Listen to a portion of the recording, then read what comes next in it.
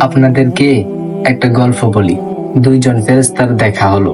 তারা আকাশ থেকে খুব দ্রুত পৃথিবীতে আসতেছিল।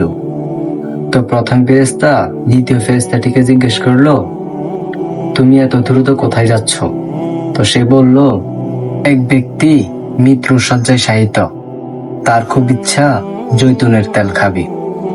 তা আমার উপর নির্দেশ আসলো আমি যেন ওই ব্যক্তিটি জৈতুনের তেল মুখে দেওয়ার আগেই ফেলে দিই, কেননা লোকটি ছিল ঈমানদার। এই সামান্য আশাটি পূরণ না করেই আল্লাহ তাআলা তাকে জান্নাত দিতে চান। এবার দ্বিতীয় ফেরেশতা প্রথম ফেরেশতাকে জিজ্ঞেস করলেন, আপনি এত দ্রুত কোথায় যাচ্ছেন? প্রথম ফেরেশতা জবাবে বললেন, এক ব্যক্তি মরণের বিছানায় শায়িত, আমার উপর নির্দেশ এসেছে ওই ব্যক্তিটির শেষ ইচ্ছা রুই মাছ খাওয়ার।